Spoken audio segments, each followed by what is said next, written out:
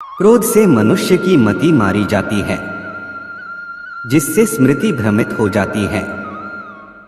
स्मृति भ्रम हो जाने से मनुष्य की बुद्धि नष्ट हो जाती है, और बुद्धि का नाश हो जाने पर मनुष्य खुद अपना ही का नाश कर बैठता है। न कोई मरता है और न ही कोई मारता है, सभी निमित्त मात्र हैं।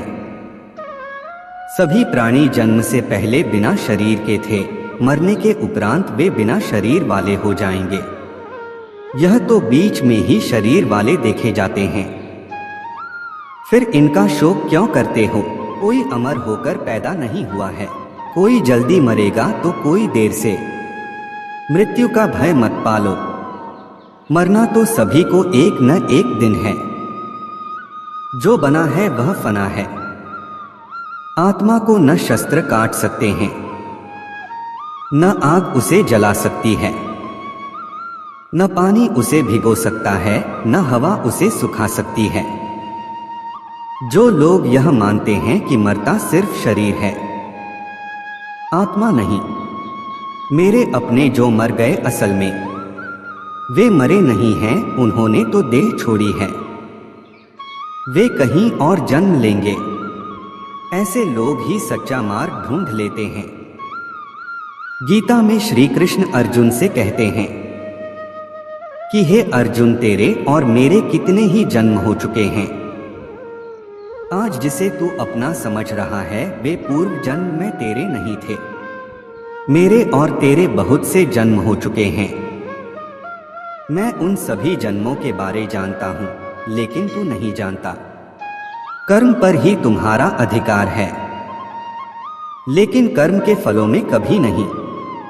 इसलिए कर्म को फल के लिए मत करो और न ही काम करने में तुम्हारी आसक्ति हो। कर्मों में कुशलता को ही योग कहते हैं। काम, क्रोध तथा लोभ ये तीन प्रकार के नरक के द्वार सर्व अनर्थों के मूल और नरक की प्राप्ति में हेतु होने से यहाँ काम, क्रोध और लोभ को नरक का द्वार कहते हैं। आत्मा का नाश करने वाले अर्थात उसको अधोगति में ले जाने वाले हैं। अतएव इन तीनों को त्याग देना चाहिए। क्यों व्यर्थ की चिंता करते हो? किससे व्यर्थ डरते हो? कौन तुम्हें मार सकता है? आत्मा न पैदा होती है न मरती है। जो हुआ वह अच्छा हुआ, जो हो रहा है वह अच्छा हो रहा है, जो होगा वह भी अच्छा ही होगा। तुम भूत का पश्चाताप न करो, भविष्य की चिंता न करो। वर्तमान चल रहा है। तुम्हारा क्या गया जो तुम रोते हो? तुम क्या लाए थे जो तुमने खो दिया? तुमने क्या पैदा किया था जो नाश हो गया? न तुम कुछ लेकर आए, जो लिया यहीं से लिया, जो दिया यहीं पर दिया, जो लिया इसी भगवान से लिया, जो दिया इसी को दिया। खाली हाथ आए और खाली हाथ चले। जो आज तुम्हारा है कल और किसी का था, परसों किसी और का होगा। तुम इसे अपना समझकर मग्न हो रहे हो। बस यही प्रसन्नता तुम्हारे दुख का कारण है। परिवर्तन संसार का नियम है। जिसे तुम मृत्यु समझते हो वही तो जीवन है। एक क्षण में तुम करोड़ों के स्वामी बन जाते हो, दूसरे ही क्षण में तुम दरिद्र हो जाते हो।